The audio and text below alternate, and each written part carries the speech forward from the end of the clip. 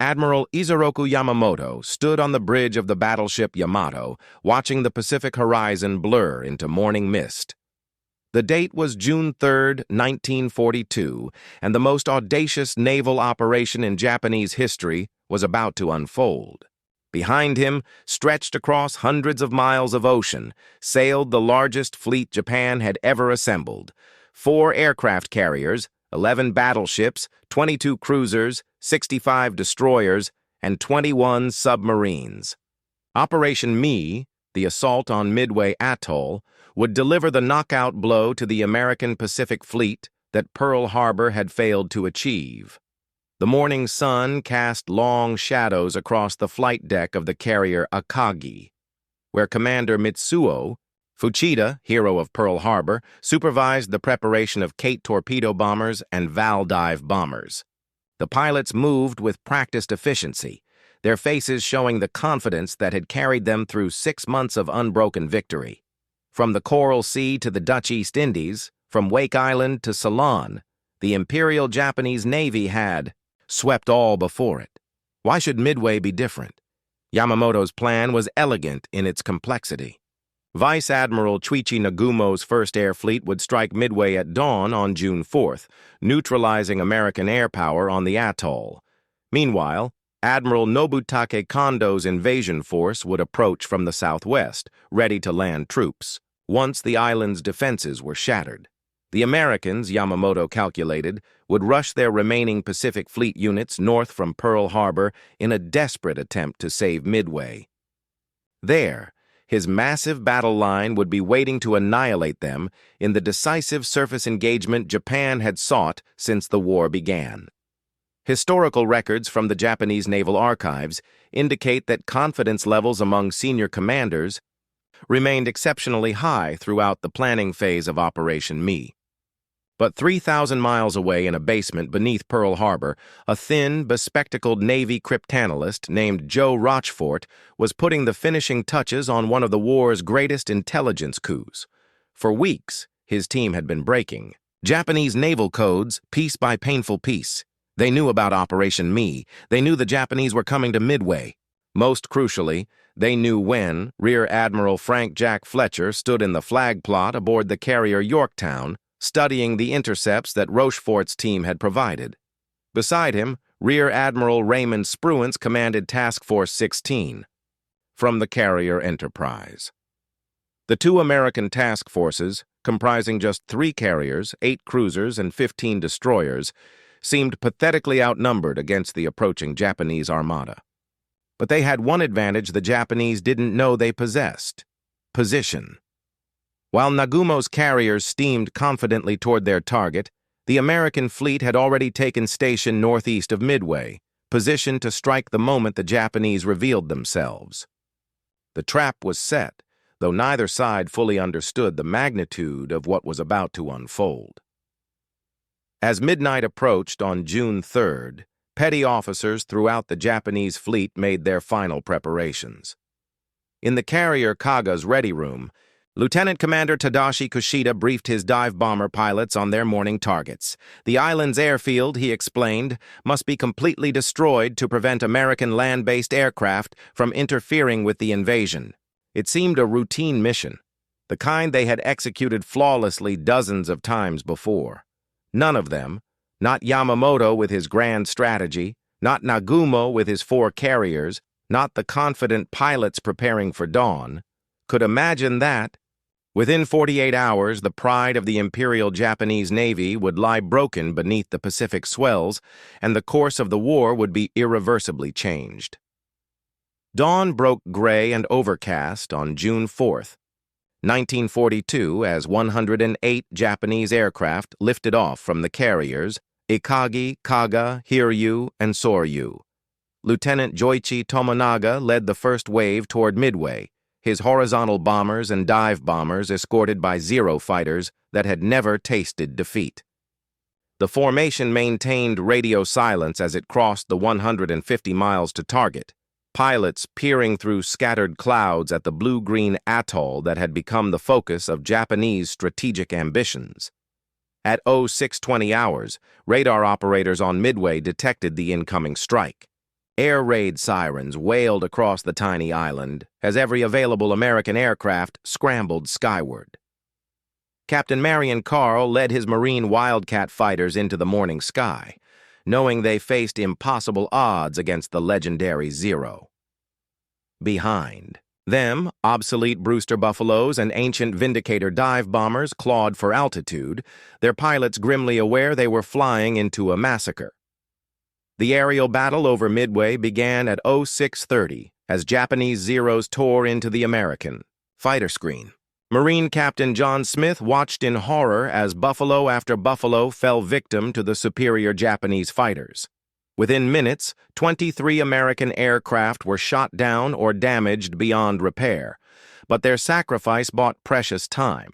For the island's defenses, Tomonaga's bombers reached Midway at 0635, diving through scattered American fighters to attack the airfield and installations below. Bombs erupted across Sand Island and Eastern Island, destroying fuel tanks, damaging the runway, and setting the powerhouse ablaze. Yet as the Japanese formation wheeled away from its target, Tomonaga keyed his radio with a message that would doom his fleet.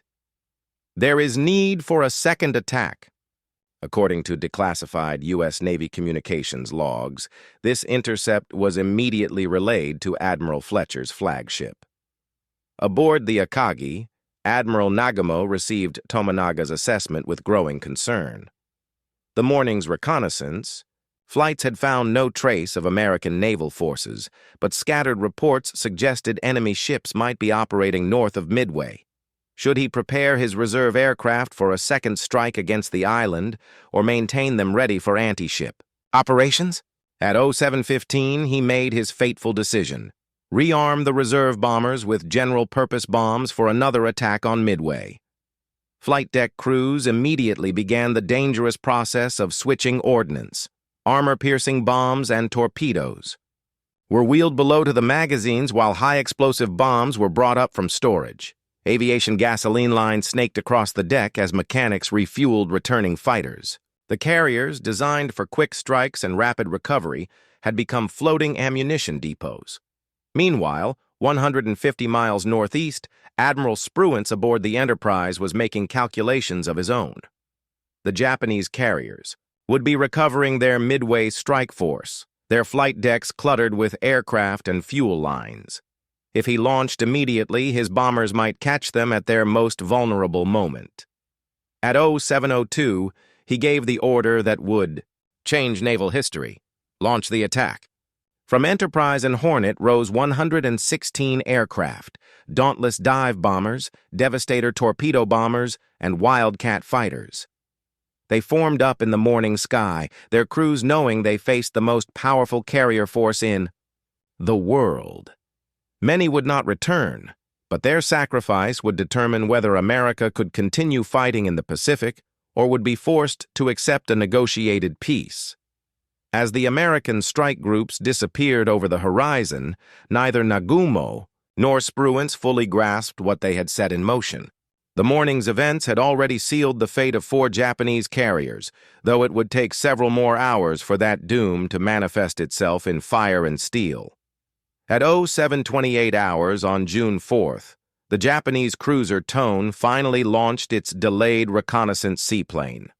The aircraft had been scheduled to depart 2 hours earlier, but mechanical problems had created a gap in Japanese surveillance that would prove catastrophic. As the single-engine float plane banked north toward its assigned search sector, 3 American carrier task forces remained undetected barely 200 miles away. Aboard the carrier Akagi, organized chaos reigned as flight deck crews worked frantically to rearm aircraft. 54 Kate bombers and Valdive bombers sat on the flight decks of all 4 carriers, their bomb bays being reloaded with general-purpose ordnance for a second strike against Midway. Aviation gasoline pooled on wooden flight decks as mechanics topped off fuel tanks. Torpedoes and armor-piercing bombs cluttered the hangar decks below, waiting to be struck down to the magazines. Admiral Nagumo paced the bridge of the Akagi, torn between competing demands. The morning's attack on Midway had been only partially successful. Tomonaga's bombers had damaged the airfield, but left many installations intact. A second strike would be necessary to neutralize the American base completely. Yet scattered reports suggested enemy naval forces might be operating in the area, and those would require different weapons entirely. The first American attack came from an unexpected direction.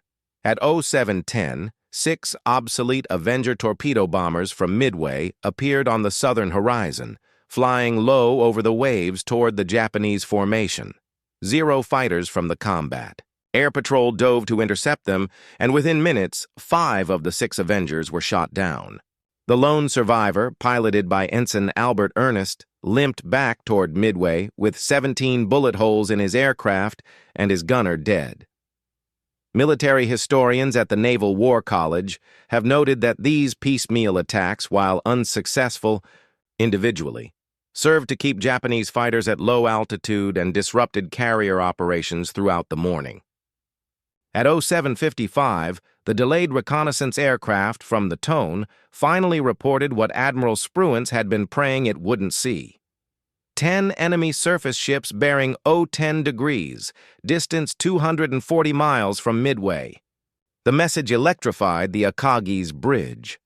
American warships were operating far closer than anyone had imagined possible.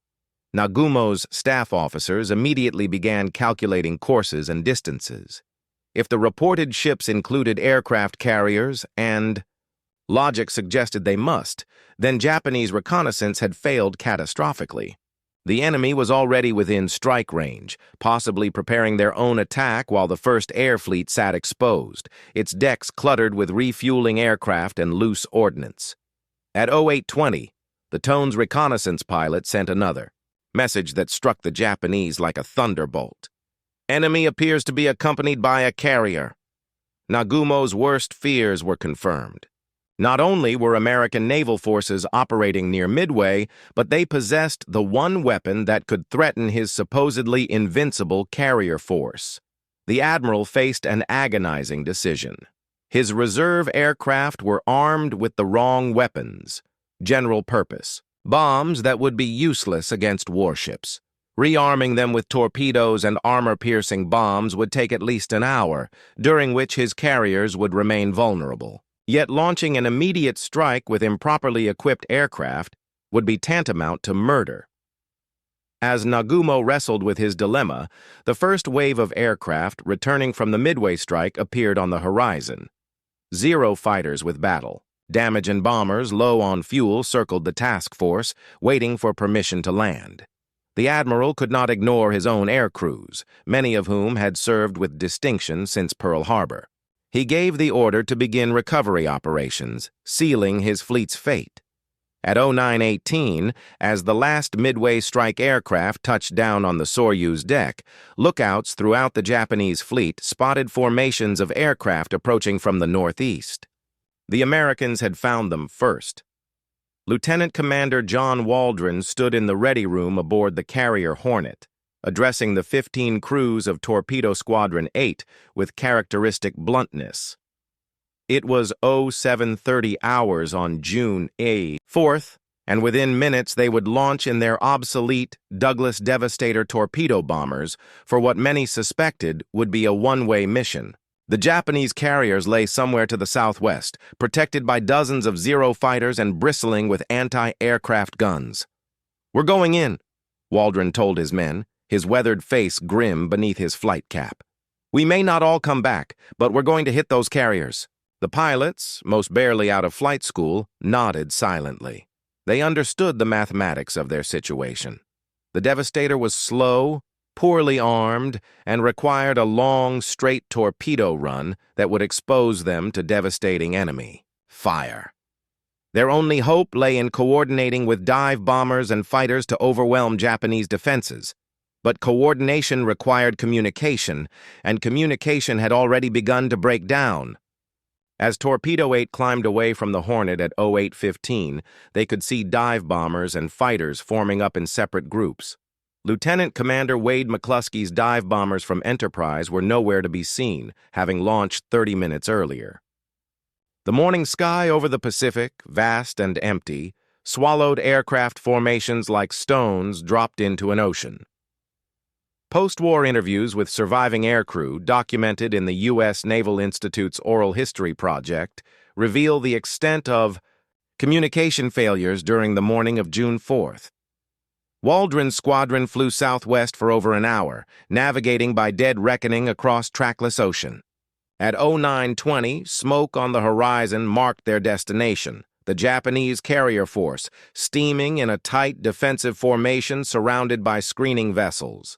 4 aircraft carriers sat in the center of the formation like prize fighters, waiting for challengers: Akagi, Kaga, Hiryu, and Soryu, their flight decks crowded with aircraft and fuel lines. The approach was a nightmare of flak and fighters. Japanese Zero pilots, veterans of Pearl Harbor and the Dutch East Indies, dove on the slow-moving devastators like hawks attacking sparrows. Lieutenant George Gay watched in horror as Waldron's aircraft took a direct hit and plunged into the sea, taking the squadron commander with it. Within minutes, 14 more devastators followed their leader into the Pacific depths. Gay's aircraft was the last to die. With his engine smoking and hydraulics shot away, he struggled to maintain altitude long enough to launch his torpedo at the carrier Kaga. The weapon dropped cleanly and ran straight, but Japanese evasive maneuvering caused it to pass harmlessly, astern. Seconds later, cannon fire from a pursuing Zero tore through Gay's cockpit, killing his gunner and sending the Devastator into its final dive. The pilot survived the crash, bobbing in the oil-slick Pacific as the Japanese fleet steamed overhead. From his position in the water, he would witness the morning's climactic moments, the destruction of forces he had helped to bring about through his squadron's sacrifice. Torpedo 8 had failed to score a single hit, but their low-level attack had drawn Japanese fighters down to wave-top altitude and disrupted carrier operations at the crucial moment. 40 minutes later, Lieutenant Commander Eugene Lindsay led 14 Devastators from Enterprise in another torpedo attack against the Japanese carriers. The result was equally devastating: 10 aircraft shot down, 4 returning with critical damage. Lindsay himself died when his bullet-riddled Devastator crashed short of its target, adding his name to the growing list of American heroes who would not see sunset. At 10:10 hours, Lieutenant Commander Lance Massey brought 12 Devastators from Yorktown into the killing zone. By now, Japanese anti-aircraft gunners had found their range, and Zero pilots had perfected their tactics. Within minutes, 10 more American torpedo bombers had been added to the Pacific's depths. Massey's aircraft, riddled with bullets and losing altitude rapidly, managed to launch its torpedo before spinning into the sea. In 90 minutes of desperate attacks, 41 American torpedo bombers had engaged the Japanese fleet. Only 6 returned to their carriers, and most of those were so damaged they would never fly again. The Japanese carriers remained untouched, their crews confident they had weathered the worst the Americans could offer. But the torpedo squadrons' sacrifice had served its purpose. Every Japanese fighter was now at sea level, chasing the last fleeing Devastators. The sky above the carriers lay empty and undefended. At 10:22 hours, Lieutenant Commander Wade McCluskey's dive bombers from Enterprise finally found their target. Lieutenant Commander Wade McCluskey pushed his dauntless dive bomber into a steep left turn, following the wake of a Japanese destroyer that was racing to rejoin the main fleet. His fuel gauge showed dangerously low levels after nearly 3 hours of searching the empty Pacific, but instinct told him to follow the warship's course. At 10:20 hours on June 4th, 1942, that decision would change the course of the Pacific War. Below McCluskey's formation, the Japanese carrier force steamed in perfect formation, their flight decks crowded with aircraft being refueled and rearmed.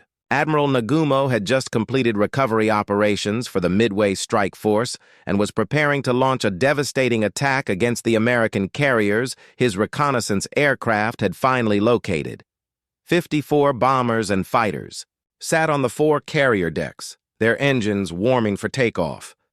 The scene was a bomber pilot's dream. Aviation gasoline pooled on wooden flight decks, Ordnance carts loaded with bombs and torpedoes cluttered the carrier decks and hangar spaces. Fuel lines snaked between parked aircraft like arteries carrying the lifeblood of naval aviation. Most critically, every Japanese fighter was at sea level, having just finished massacring American torpedo squadrons. The sky above the carriers was empty. Declassified after-action reports from USS Enterprise Air Group, housed in the National Archives, provide detailed accounts of the tactical situation at 10:20 hours. McCluskey's 37 Dauntless dive bombers split into two groups as they prepared to attack. He would lead 17 aircraft against the carrier Kaga, while Lieutenant William Best took 14 bombers against the Akagi. 6 miles to the east, Lieutenant Commander Maxwell Leslie's dive bombers from Yorktown were beginning their own attack on the carrier Hiryu. For the first time since Pearl Harbor, American naval aviators held every advantage. The attack began at 10:22. McCluskey rolled his Dauntless into a 70-degree dive, the carrier Kaga growing larger in his bomb sight with each passing second. Behind him, 16 more dive bombers followed in precise intervals.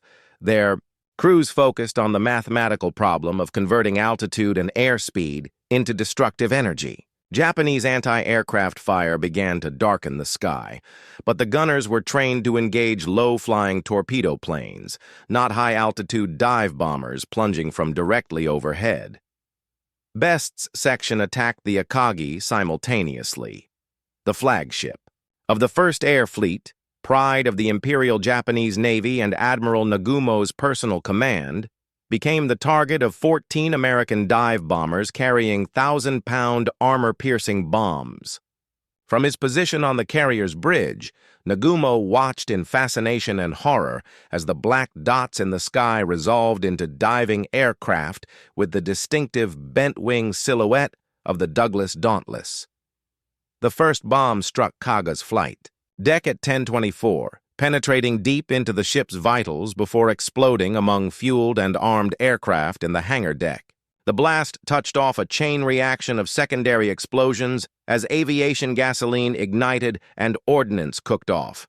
Within seconds, the carrier's entire midsection was engulfed in flame. 2 more bombs followed in quick succession, sealing the ship's fate. Akagi suffered an even more devastating blow. Best's lead bombardier placed his 1,000-pound bomb directly amidships, where it punched through the flight deck and exploded among aircraft being prepared for launch. The explosion ignited fuel vapors throughout the ship, creating an inferno that spread to the bridge and island structure. Admiral Nagumo, standing on the bridge wing moments before, was forced to transfer his flag to the light cruiser Nagara, as his former flagship became a blazing pyre. 6 miles away, Yorktown's dive bombers were administering the coup de grace to Hiryu. Leslie's attack achieved 3 direct hits on the carrier's flight deck, each bomb detonating among clustered aircraft and fuel lines. The explosions were so violent that they lifted the carrier's entire superstructure, twisting steel plating and collapsing the island structure. Within minutes, Hiryu was listing heavily to starboard, her back broken by internal explosions. In less than 5 minutes, 3 of the 4 Japanese carriers that had attacked Pearl Harbor were reduced to burning hulks. The mathematical precision of American dive bombing had accomplished what months of submarine warfare and surface action had failed to achieve: the destruction of Japan's elite carrier force and the aircrew that had made it invincible. Rear Admiral Taman Yamaguchi stood on the bridge of the aircraft carrier Hiryu, watching columns of black smoke rise from his sister ships on the horizon. It was 10:30 hours on June 4, 1942, and the Imperial Japanese Navy's most successful carrier operation had become its greatest disaster in less than 10 minutes.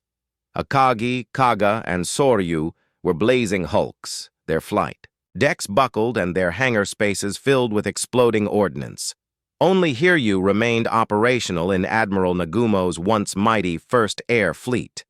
Yamaguchi was a fighting admiral, one of the Imperial Navy's most aggressive commanders.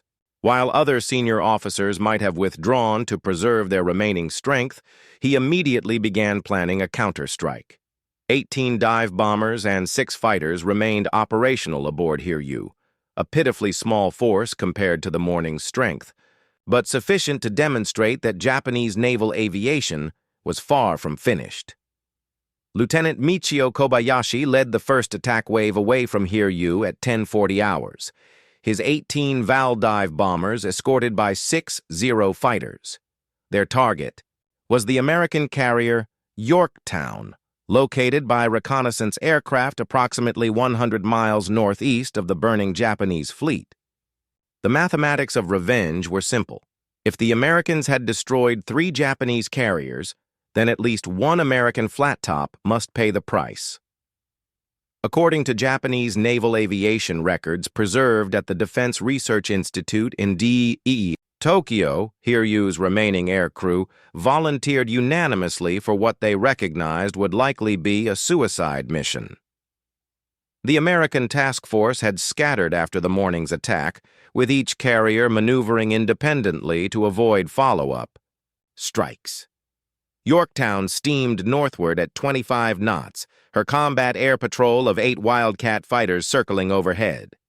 Radar operators aboard the carrier detected Kobayashi's formation at 11:55, giving American defenders barely enough time to vector additional fighters to intercept the incoming Japanese strike. The aerial battle above Yorktown began at 12:05 as American fighters tore into the Japanese formation. Lieutenant Commander John Thatch, leading a 4-plane division of Wildcats, pioneered a new defensive tactic that would bear his name, the Thatch Weave, using coordinated turns to compensate for the Zero's superior maneuverability. Despite his innovations, sheer numbers favored the attackers. 13 Japanese dive bombers broke through the fighter screen to begin their attack runs. Kobayashi's Val dove on Yorktown from 14,000 feet. Its crew focused on the carrier's flight deck with single-minded determination. Anti-aircraft fire from the task force created a steel umbrella above the American ships, but the Japanese pilots pressed their attacks with the fatalistic courage that had characterized their navy throughout the war. 3 bombs struck Yorktown in rapid succession, penetrating her flight deck and exploding deep within the ship. The first bomb hit near the island structure, starting fires that spread to the bridge and radar installations. The second penetrated the flight deck amidships, its explosion severing steam lines and reducing the carrier's speed to 6 knots. The third bomb struck near the after elevator, jamming the mechanism and trapping aircraft in the hangar deck below. Within minutes, the ship was listing and burning, her speed reduced to a crawl. But Yorktown refused to die. Damage control parties, led by Lieutenant Commander Clarence Aldrich, fought the fires with methodical efficiency, while engineers worked desperately to restore power to critical systems. By 1340, the carrier had regained 20 knots and was recovering aircraft from her morning strike. To Japanese reconnaissance pilots circling at high altitude, she appeared to be a different ship entirely, possibly a 4th American carrier that had escaped detection. At 14:30, Yamaguchi launched his remaining strike aircraft, 10 Kate torpedo bombers and 6 Zero fighters under Lieutenant Joichi Tomonaga, the same pilot who had led the morning attack on Midway. Tomonaga's aircraft had been damaged during the earlier mission, but he refused to turn over command to a subordinate. His left fuel tank had been punctured by gunfire and would not support a return flight to the carrier, but duty demanded his participation in what might be Hiryu's final strike. The second attack on Yorktown began at 15:10. American fighters again intercepted the incoming formation, but 4 Japanese torpedo bombers broke through to launch their weapons at the already damaged carrier. 2 torpedoes struck the ship's port side, flooding engine rooms and knocking out electrical power. This time, the damage was beyond immediate repair. Yorktown took on a severe list and her captain ordered "abandon ship" at 15:55 hours. As American sailors took to the life rafts, Yamaguchi prepared Hiryu for the inevitable counterattack. His ship was now the only operational Japanese carrier in the Pacific, facing at least 2 undamaged American flat tops. The odds were hopeless, but honor demanded that Hiryu fight to the end. The sun hung low over the Pacific as lieutenant commander. Clarence Wade McCluskey led 24 dauntless dive bombers from Enterprise toward the last operational Japanese carrier. It was 17:05 hours on June 4, 1942, and the final act of the Battle of Midway was about to unfold. Behind him flew 16 additional dive bombers from the damaged Yorktown, their crews determined to avenge their ship's wounds. Hiryu steamed alone on the horizon, surrounded by the burning hulks of her sister ships. Rear Admiral Taman Yamaguchi watched the approaching American formation from Hiryu's bridge, knowing his ship's fate was sealed. The carrier's flight deck held just 5 operational aircraft, 4 Zero fighters and a single reconnaissance plane. His morning had begun with over 200 combat aircraft spread across 4 fleet carriers. Now, as evening shadows lengthened across the Pacific, the entire striking power of the Japanese combined fleet had been reduced to a handful of fighters and the indomitable will of their crews. The attack commenced at 17:20 as McCluskey's dive bombers rolled into their approach. Hiryu's anti-aircraft guns opened fire, their tracers arcing upward toward the descending American aircraft. But the mathematics of dive bombing remained unchanged from the morning's devastating attacks. The dauntless crews had perfected their technique during months of training, and Japanese gunners trained for high-level bombing attacks could not adjust quickly enough to engage steep-diving targets. Combat action reports filed with the Pacific Fleet headquarters described the final attack as textbook perfect, with multiple direct hits achieved despite intense anti-aircraft fire. 4 bombs struck Hiryu in rapid succession. The first penetrated her flight deck forward, exploding among fuel storage tanks and starting an uncontrollable fire.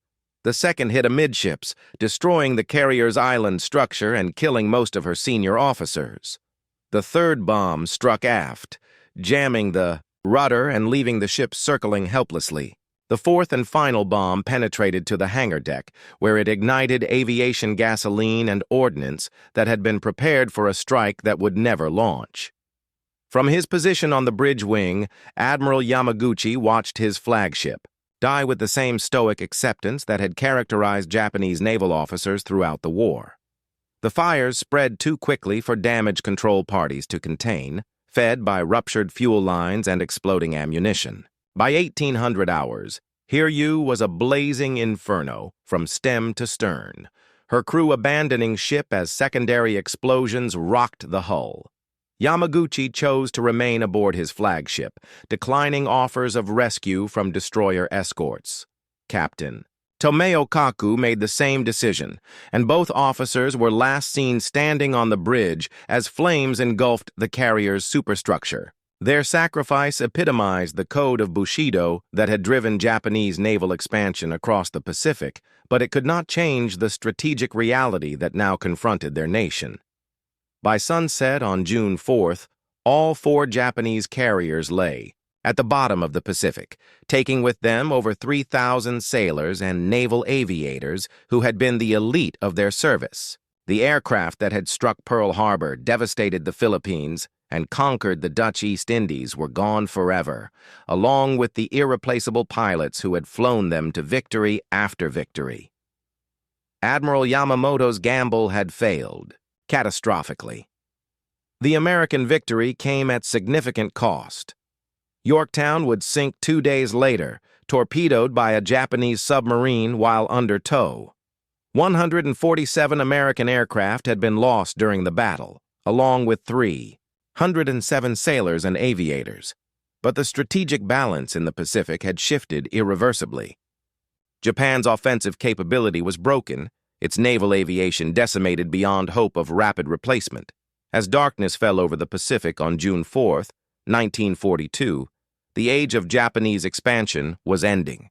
The empire of the rising sun, which had seemed unstoppable just 24 hours earlier, now faced a long defensive war against an enemy whose industrial capacity dwarfed its own.